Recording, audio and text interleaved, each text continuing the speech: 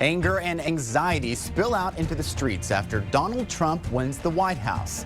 We'll look deeper at the science behind the emotional response to the election and what it will take to move forward. As Donald Trump prepares to take power in our nation's capital, there are new questions about how his presidency could affect what happens at our state capitol. Good morning and thank you for joining us for State of Texas. I'm Josh Hinkle. President-elect Donald Trump is dominating the news, with many Texans looking ahead to how his presidency could impact the Lone Star State. As expected, Trump won Texas. The margin was larger than many pre-election polls predicted. Trump beat Hillary Clinton nearly 1.7 million votes to earn a 10-point margin of victory. Lieutenant Governor Dan Patrick led Trump's successful campaign efforts in Texas. KXAN's Phil Prazan spoke to the Lieutenant Governor on the day after the election to get perspective on how a Trump presidency could change Texas. Not since the revolution in this country have we seen people rise up for their rights like they did last night. Texas Lieutenant Governor Dan Patrick chaired Donald Trump's campaign in Texas, but says he's not looking for a place in the administration. Instead, he's going to use his role in the transition team to feed him names of qualified Texas candidates in government and out. How long it's been since we had a voice representing oil and gas in the White House that anyone listened to? He says instead of suing and getting sued by the federal government over new laws, Texas GOP lawmakers will have an administration that supports them, especially in new efforts on immigration and border security. Endorsed by the Border Patrol, endorsed by ICE. He's going to let them do their job. And what about the calls to heal this nation after a divisive campaign? Protests are already going on in Texas and around the country. Lieutenant Governor Patrick says he doesn't expect all opponents to come around. They're not interested in coming together. They're interested in being divisive. Phil Prazan, KXAN News. While Dan Patrick says he's not interested in joining Trump's team in D.C., there is already talk about high-profile Texans who could be offered positions in the new administration. Former governor and one-time Trump challenger Rick Perry has openly said he's open to serving. He's also a former Texas agriculture commissioner who served on Trump's Agriculture Advisory Committee. Current Texas agriculture commissioner Sid Miller has also been floated as a possible agriculture secretary. Miller has a home in Austin, and he campaigned hard for Trump. But earlier this month, Miller took a PR hit after an obscene reference to Hillary Clinton appeared on his Twitter account. During the campaign, Trump mentioned Texas Supreme Court Justice Don Willett as a possible Supreme Court nominee. We've told you how Willett has a strong following on social media, fueled by his post about Texas, the law, and his beloved Baylor Bears. Willett, though, has been critical of President-elect Trump in his tweets. For perspective on Trump's election victory and the effect here in Texas, we turn to our roundtable. We're joined by Sherry Greenberg from the LBJ School of Public Affairs and Jim Henson from the Texas Politics Project. Welcome. Thank you. Great to be here. So we're a couple of days away from being out of the election, and you know, people are really still feeling it. I hear so many people excited about what's happening, and then a lot of people are still really depressed and don't want to accept these results. What are you seeing? Well, I'm seeing a lot of, I guess I would say, just surprise, frankly, on both sides, I think. But I'm also seeing a lot of people who are waiting to see what will happen next, because this is very unknown territory when you have someone who's been a celebrity but with no experience in government and clearly has forged his own path.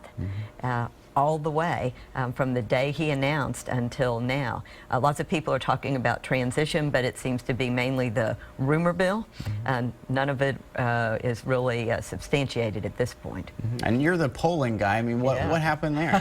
What happened there? Yeah. I've been getting that question a lot. I bet.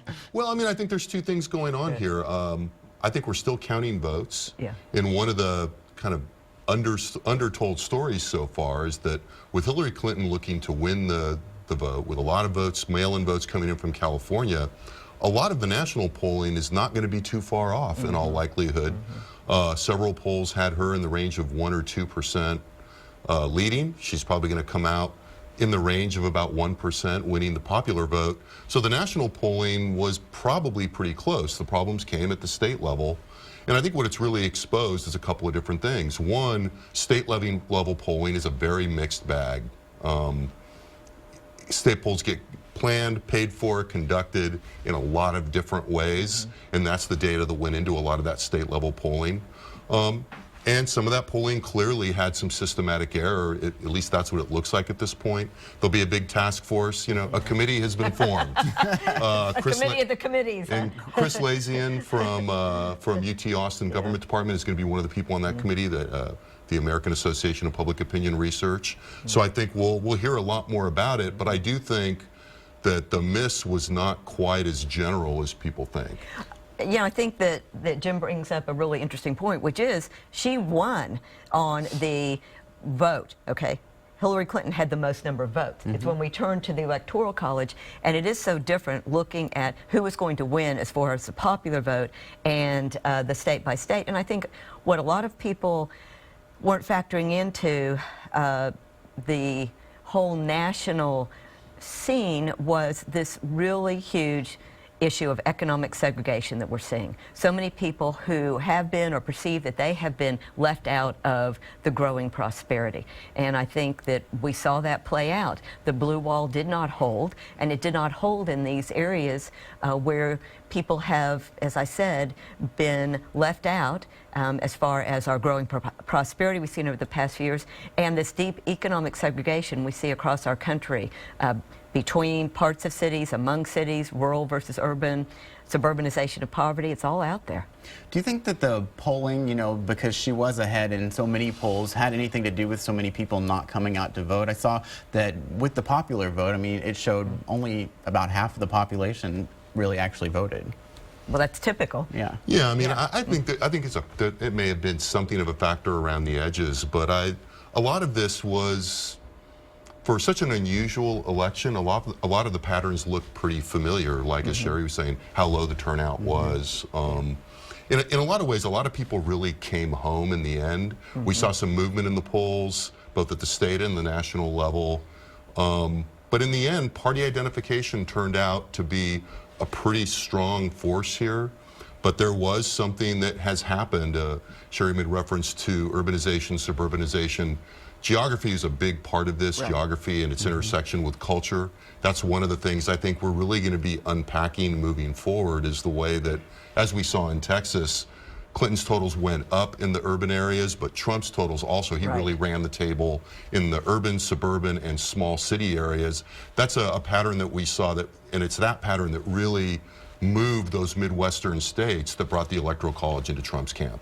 Absolutely. He brought people either, as Jim was saying, in the polling was showing this, that party identification, no matter really on either side what was said or what new surprise there was about Clinton or Trump, people were really staying with their party identification. That and the fact that there were people all across the heartland who came out to vote, and came out to vote based on a feeling, I think, that they wanted change.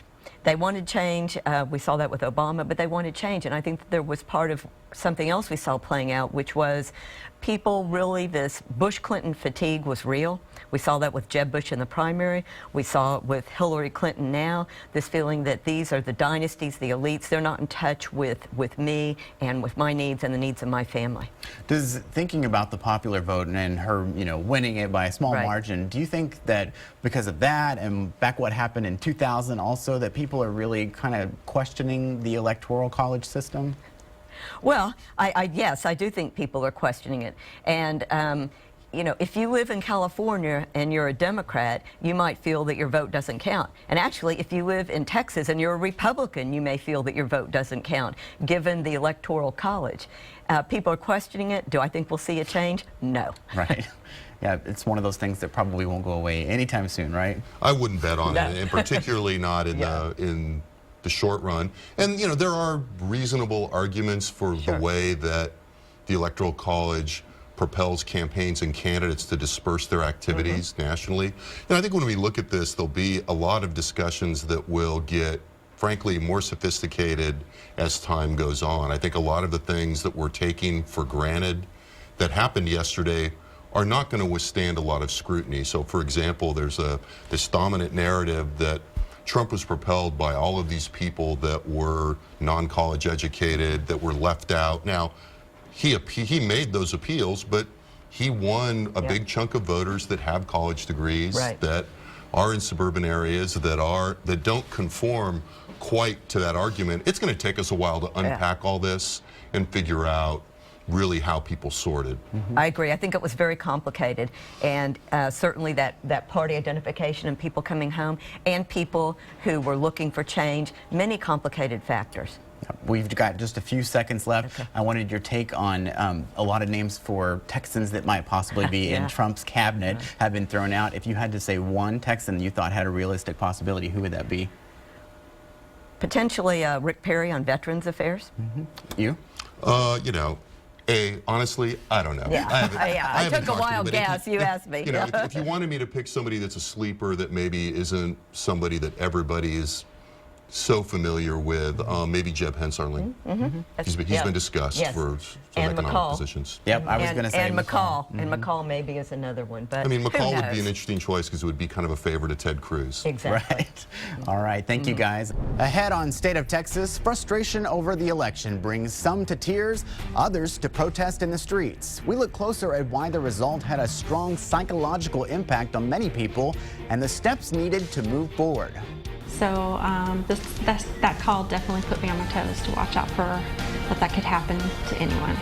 You might be among millions of Americans getting those annoying calls even though you're signed up on a no-call list. We'll tell you why those calls are still coming and what you can do to fight back. Welcome back to State of Texas. All of those unwanted phone calls many of you are getting lately, even though many of you have signed up on a list, so you won't get those calls. The federal Do Not Call Registry and the Texas No Call List were put in place more than a decade ago. But KXAN investigator Arza Dost discovered they're not working, and those calls could be costing you a lot of money. This is Rachel at Cardholder Services. To lower your credit card interest rate, contact us for a $100 discount. Congratulations! You've been selected to receive a free cruise to the Bahamas. Hello. This call is officially a final notice from IRS, Internal Revenue Service. I had one that caught me off guard. The gentleman called and said that he was with the IRS. The reason of this call is to inform you that IRS is filing lawsuit against you. And of course, you know, that made me so concerned. Beth Peacock noticed the calls. Wow. They just, what? I'm in trouble with the government? No. She says they started popping up more and more on her cell phone, usually in the mornings, at least 3 times a week.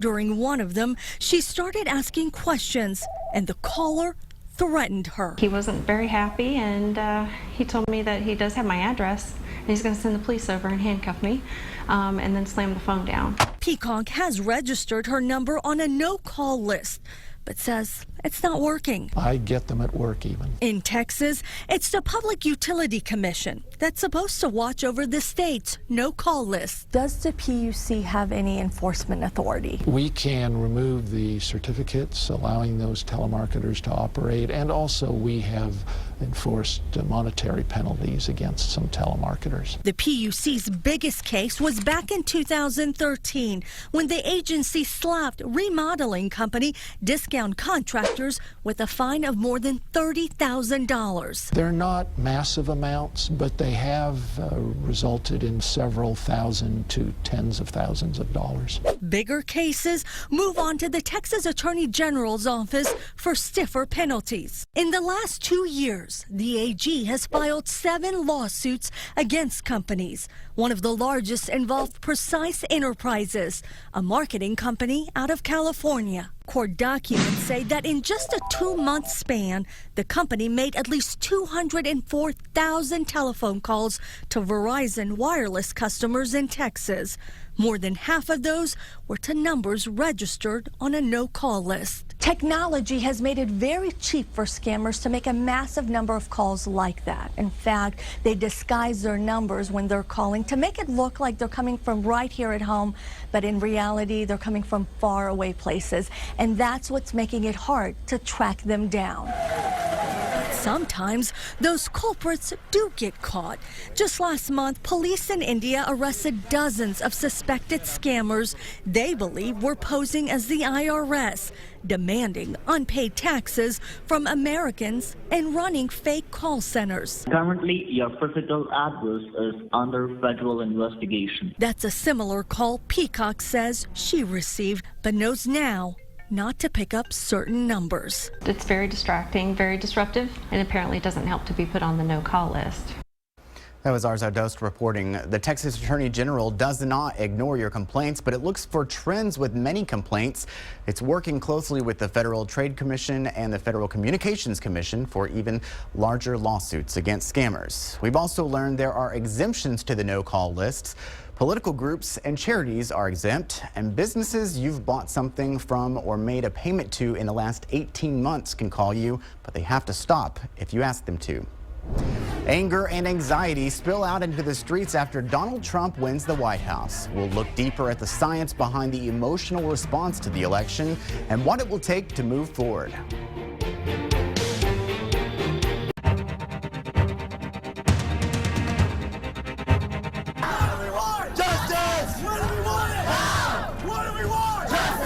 Protesters angry over the election took to the streets in Austin and many other American cities last week. Some of those protests led to arrest, even violence. The question many people have now, how do we move beyond all the anger and anxiety from the election? For perspective, we turn to University of Texas psychology professor Art Markman. Why are so many people having a hard time with this? Well, this was an utterly unexpected result. I mean, if you looked, anyone who looked at the polls was pretty sure that Hillary Clinton was going to be our next president, probably up until about 8:30 local time on Tuesday night, at which point it began to feel like things may have shifted. And so I think what's happened is, if you were a Trump supporter, you're now elated in an unexpected way. But if you were a Clinton supporter, you're going through a mourning process right now. And we have to treat it like a mourning process. I mean, when somebody loses a loved one, you don't immediately ask them to start doing productive things, right? The first thing you do is you give them a week to just accept what's happened and come to grips with it and talk with other people who are close to them and just get a grip on the new reality. And only after about a week will people begin to be able to think about how do they want to move forward. Yeah, I was telling you, we were at the Democratic Watch Party in downtown Austin, and you know, there were those at 8:30 that realized kind of what was happening, and they started leaving because they thought it's no big deal to stay around here. But there were some that were really hanging on, even past midnight, really hopeful. And then by the end of the night, they're just so tired, and I saw people on the ground crying, and I mean, it's like someone died. Yeah, and I think if you look at the conversations people are having, if you look at the posts on social media, what you're getting is various pieces of those stages of grief. There are people who are bargaining, there are people who are angry, there are people who are depressed, and we haven't quite reached acceptance. I mean, I think a lot of people are still not quite at that stage yet. Before the election, there was so much anger from both sides at some point. You know, how do we let go of that? Well, and I think actually what's fundamental for us to start with is to recognize that no matter who won this election, there were a lot of angry people out there. A lot of Donald Trump supporters were people who were angry. I think a lot of the people who gravitated to Bernie Sanders were people who were angry, who felt like their voices weren't being heard by the system. And we have to actually begin to grapple with that. No matter who won this election, it was going to be important to begin to actually allow people to have their stories heard. And I think what we're seeing is that a lot of people felt like the government may have been of the people, by the people, and for the people, but they didn't necessarily feel like it was for them, and that their story wasn't figuring into the way that the government was operating. And so now that means on both sides, it means that the new administration is going to have to actually take the concerns of those people who don't feel like they're being heard seriously. But it actually means that the rest of us need to begin to do that too. We actually need to begin to listen a little bit more to the people around us, hear what their concerns are, and not make assumptions about what's best for them, but actually try to engage a little bit more and help ourselves to recategorize ourselves rather than just being Democrat or Republican, rather than just being, you know, feeling like we're where we are poor or rich. We need to recategorize ourselves as Americans. I've had some people say, "What do I do now?" You know, and I'm a Democrat, and we've got 4 more years of a Republican. So, what do I do as a Democrat? Well, I think that the first thing to recognize is the government actually has very little control over people's day-to-day lives. You know, one of the things that almost anyone who ever gets interviewed after being president says is that they're surprised at how little power they have. The fact is that actually local government probably has a much more powerful impact on people's day-to-day lives than the federal government does, and that other organizations, volunteer organizations and businesses have a bigger impact on people's lives. So if you want to do something and you're a Democrat, get involved. Get involved in local politics, but also get involved in things that will actually change people's lives. There are a lot of people who feel like they were left out of the economic recovery, and we need to do something about that. We need to actually help people feel like their lives are getting better. And that's going to happen locally, right? Politics is local. And so I think, you know, it's not a matter of waiting 4 years and then hoping for another go at the presidential election. What can we do now to change the lives of the people around us? All right, good stuff to think about. Thank you very much, Art. Great to be here. And thank you for joining us for State of Texas. Stay tuned for Meet the Press coming up at 9. I'm Josh Hinkle. Have a great day.